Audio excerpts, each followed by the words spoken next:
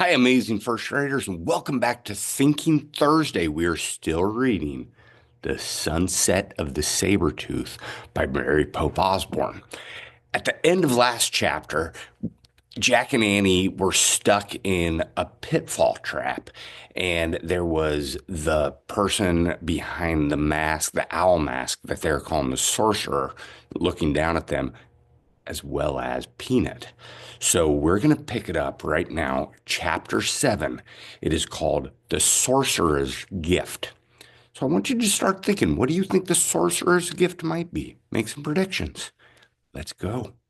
The sorcerer didn't speak. He stared through the eye holes of the owl mask.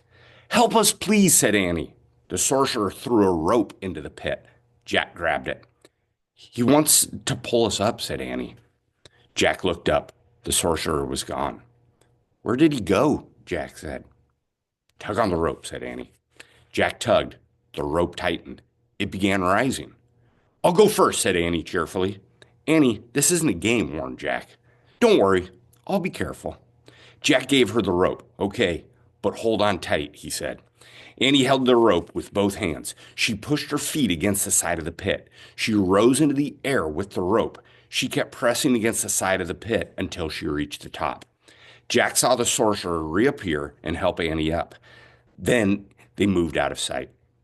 Jack was puzzled. The sorcerer had used both hands to help Annie. So who held the other end of the rope? Wow, came Annie's voice. What's going on? Jack wondered. The sorcerer came back and threw the rope down again. Jack grabbed it, and the rope started to rise. Jack held on tight. He started up. His hands burned. His arms felt as if they were being pulled out of their sockets. But he kept his hold on the rope and his feet against the side of the pit. At the top, the sorcerer pulled Jack onto the snowy ground. Thanks, Jack said, standing. The sorcerer was tall. He wore a long fur robe. Jack could see only his eyes through the owl mask. Hey! Annie called. Jack turned. Annie was sitting on a woolly mammoth. Squeak! Peanut was sitting on the mammoth's head. The mammoth looked like a giant elephant with shaggy reddish hair and a long, curved tusks. The other end of the rope was around the mammoth's huge neck. Lulu pulled us up, said Annie. Lulu? Said Jack. Don't you think she looks like a Lulu?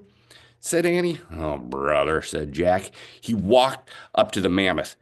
Hey, mammoth starts with M, said Annie. Maybe Lulu's the special thing. I don't think so, said Jack.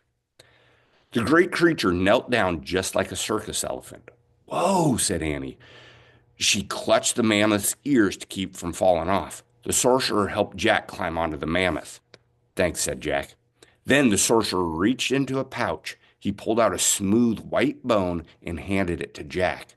The bone was hollow. It had 4 holes along one side and 2 on the other. Oh, man, I think it's his flute, said Jack. The book said they make flutes from mammoth bones. Jack tried to give the flute back to the sorcerer. Nice, he said politely.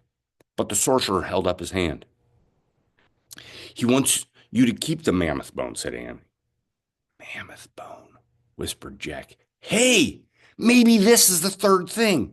Jack looked at the sorcerer. Do you know Morgan? He asked. The sorcerer did not answer, but his eyes sparkled with kindness. He turned away from Jack and untied the mammoth's rope. Then he whispered in the ear of the giant woolly creature. When the mammoth stood up, Jack gripped Annie's coat to keep from falling off. He felt miles above the ground. He nestled behind Annie in a dip between the mammoth's head and huge curved back. The mammoth took slow, plodding steps across the snow, then picked up speed. Where are we going? Asked Jack as they bumped up and down. To the treehouse, said Annie. How does he know where it is? Said Jack. She just knows. Jack looked back. The sorcerer was standing in the snow, watching them. But at that moment, the clouds parted and the sun came out. Jack was blinded by sunlight on the snow. He squinted to see, but the sorcerer had vanished. And that is the end of chapter 7. What did you notice? What do you wonder? Can't wait for chapter 8. See you soon.